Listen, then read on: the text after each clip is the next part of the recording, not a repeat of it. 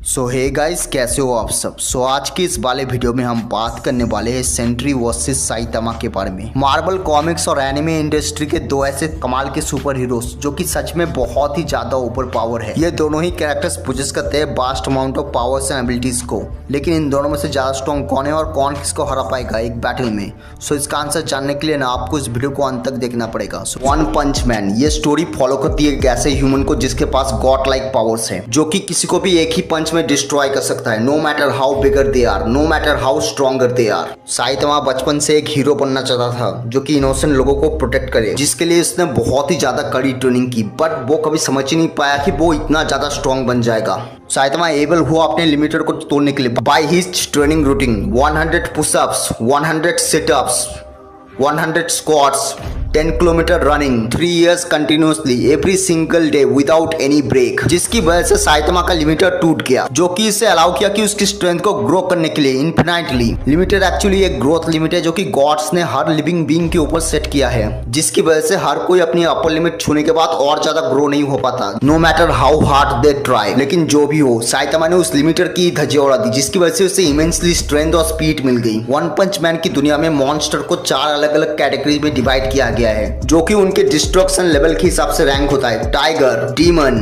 Dragon and most strongest God.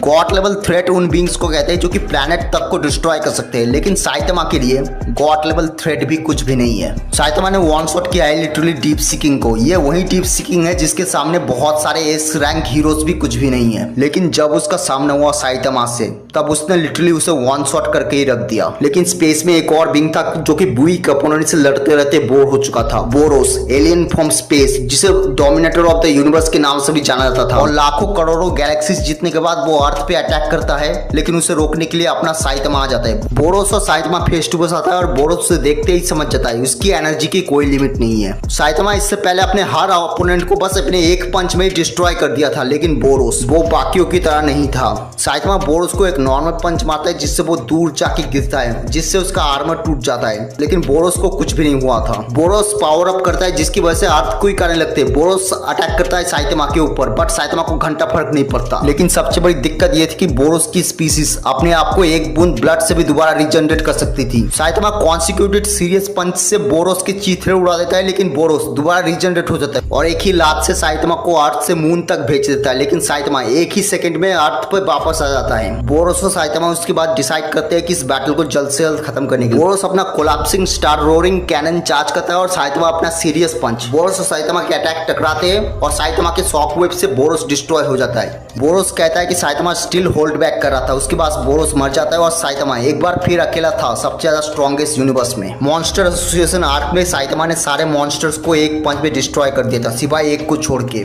Guys, आगे spoilers आने वाले हैं। मॉन्स्टर एसोसिएशन आर्क में हमें रिवील किया जाता है गॉड को, most mysterious character in One Punch Man, जिसे ब्लास्ट बहुत देर से स्टडी कर रहा था। ब्लास्ट इससे भी पहले गॉड के साथ इनकाउंटर कर चुका था, लेकिन इस बार गॉड का निशाना ब्लास्ट नहीं गारो था। गॉड गारो को पावर ऑफर करता है, लेकिन गारो उसे रिजेक्ट कर देता है। लेकिन गारो गलती से गॉड के हैंड को छू लेता है, जिसके बाद उसे मिल जाती है पावर कॉस्मिक, जिसके बाद तो वो बहुत ही ज्यादा स्ट्रॉन्ग बन गया था और बन गया था वो कॉस्मिक गारो। गारो अर्थ पे वापस आता है, लेकिन वो अब मॉन्स्टर नहीं था, वो अब बन चुका था गॉड। गारो ने साइतामा को मार के उसका खून तक निकाल दिया था और सारे हीरोज को डिफीट कर दिया था, इवन ब्लास्ट तक को भी। साइतामा बैटलफील्ड में वापस आता है, लेकिन वो देखता है कि गारो ने ऑलरेडी जेनोस को मार दिया था। साइतामा ने उसके बाद डिसाइड किया कि अब वो होल्ड बैक तो कभी नहीं करेगा। साइतामा जेनोस का कोर पकड़ता है और गारो की ओर सीरियस लुक देखता है। उसके मन में बस एक ही चीज चल रहा था, सीरियस पंचेस। साइतामा गारो की ओर अपना सीरियस पंच चार्ज करता है, लेकिन उससे पहले वो पंच उसको लग पाता। गारो अपना साइतामा मोड ऑन कर लेता है और साइतामा की पावर्स को कॉपी कर लेता है और उसी के ऊपर एक सीरियस पंच मार देता है, लेकिन इससे पहले उनके पंचेस टकराते। ब्लास्ट अपनी पावर यूज करके इन दोनों को जुपिटर पर पहुंचा देता है। ब्लास्ट के अकॉर्डिंग इन दोनों के पंचेस में इतनी फोर्स थी कि वो अर्थ के टुकड़े टुकड़े कर देते।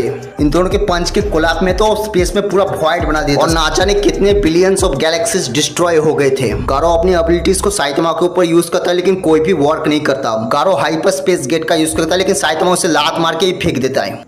साइतामा सीरियस टेबल फ्लिप का यूज करता है और गारो समझ जाता है इसकी स्ट्रेंथ लिमिटलेस है, तो मुझे भी इसकी स्ट्रेंथ को लिमिटलेसली कॉपी करना पड़ेगा। लेकिन गारो देखता है किसी वजह से ये काम ही नहीं कर रहा, क्योंकि साइतामा अपने आप को इन्फिनिटली ग्रो करता जा रहा था, जिसकी वजह से उसे कॉपी करना लगभग इम्पॉसिबल हो चुका था। साइतामा अपने पंचेस को पहले से 10 गुना ज्यादा स्ट्रॉन्ग बना चुका था और अपने अगले पंच को पहले से 10 गुना ज्यादा, और ऐसे ही चलता जा रहा था। और आखिर में साइतामा इस सब से बोर हो जाता है और गारो के पंच को पकड़ता है और एक ही छींक से पूरे के पूरे जुपिटर को डिस्ट्रॉय कर देता है। और गाइस अभी तो पागलपंती शुरू ही हुई है। गारो समझ जाता है कि वो बहुत ही जल्दी खत्म होने वाला है, इसलिए वो साइतामा को सूरज के पास फेंक के खुद भागने की प्लानिंग करता है, लेकिन वो पकड़ा जाता है। साइतामा गारो के मुंह पे पंच मारता है और उसे अर्थ पे फेंक देता है, जिसकी वजह से गारो की ह्यूमन कॉन्शियसनेस वापस आ जाती है।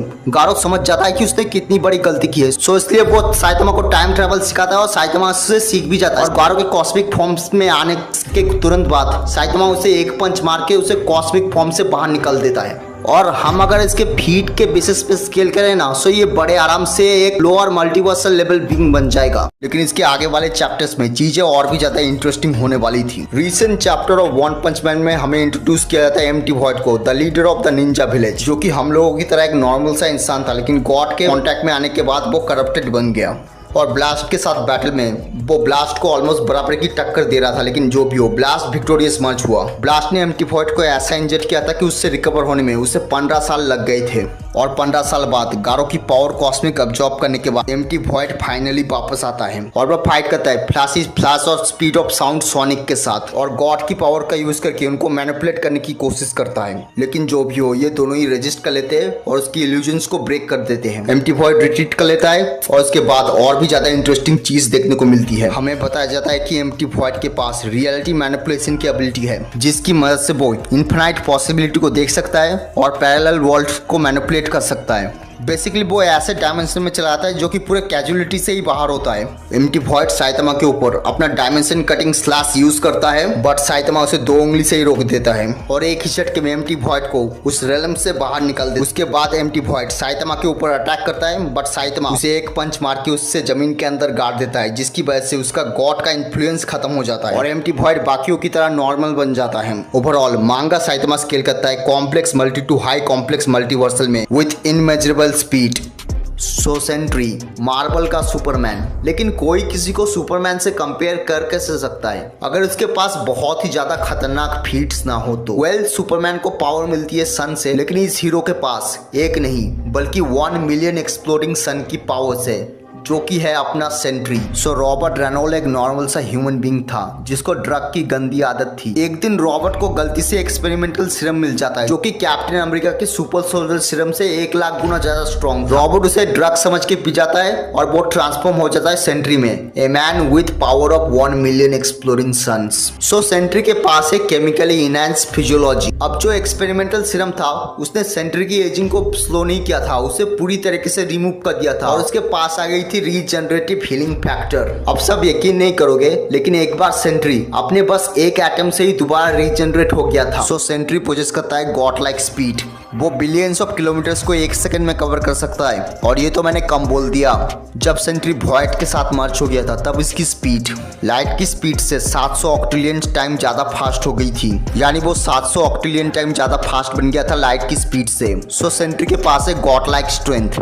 सो सेंट्री बस अपने एक ही पंच से थाउजेंड्स ऑफ सोलर सिस्टम को डिस्ट्रॉय कर सकता है। सेंट्री ने कॉमिक्स में world breaker Hulk, doctor Doom, Thor, even Galactus से भी फाइट की है और उनको बहुत ही आसानी से पेल के भी रखा है।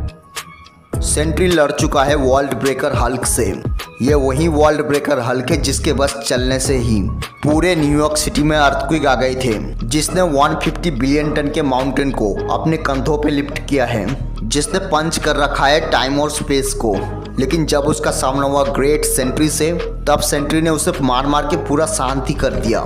सेंट्री ने कॉमिक्स में एक बार सारे अवेंजर्स को एक साथ डिफीट कर दिया था, including the power house Thor. Sentry के बारे में ये तक कहा जाता है कि वो अगर चाहे तो पूरे यूनिवर्स को डिस्ट्रॉय कर सकता है। इवन सेंट्री एबल था मॉलिक्यूलर मैन को डिफीट करने के लिए। मॉलिक्यूलर मैन एक ऐसा रियलिटी वॉर्पर जिसकी पावर्स मल्टीवर्स के बैरियर्स तक को तोड़ देती है, लेकिन उसको भी सेंट्री हरा चुका है।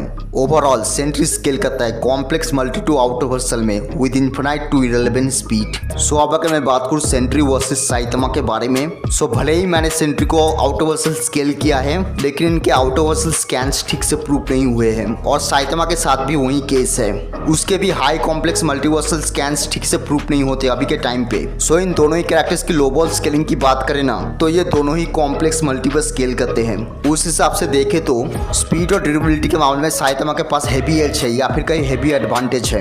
In terms of strength in दोनों ही कैरेक्टर्स की स्ट्रेंथ ऑलमोस्ट इक्वल हो सकती है, लेकिन मेरे हिसाब से ना सेंट्री की स्ट्रेंथ थोड़ी सी ज्यादा है साइतामा से। फीट्स की बात करें ना तो सेंट्री के पास थोड़ी सी ज्यादा इंसेन फीट्स देखने को मिल जाती है। साइतामा के फीट्स भी बहुत ही ज्यादा इंसेन है और कुछ हद तक वो सेंट्री के लेवल पे भी है, लेकिन सेंट्री के फीट साइतामा के लेवल पे है और उसकी क्वांटिटी भी बहुत ज्यादा है। सेंट्री के हैक्स उसे और भी ज्यादा खतरनाक बनाते हैं लेकिन वो साइतामा के ऊपर काम ही नहीं करेंगे क्योंकि हैक्स अपने जितने स्ट्रॉन्ग और अपने से ज्यादा स्ट्रॉन्ग कैरेक्टर पे काम नहीं करते। सेंट्री को यहाँ पे ब्रूट फोर्स ही यूज करना पड़ेगा और ये मत भूलना साइतामा बैटल के बीचों बीच अपने आप को ग्रो करता रहता है और in terms of brute force पूरे एनिमे इंडस्ट्री में साइतामा से बेहतर इसमें कोई भी नहीं है। लेकिन इन दोनों में से जीतेगा कौन ये मैं आप लोगों के ऊपर छोड़ता हूँ।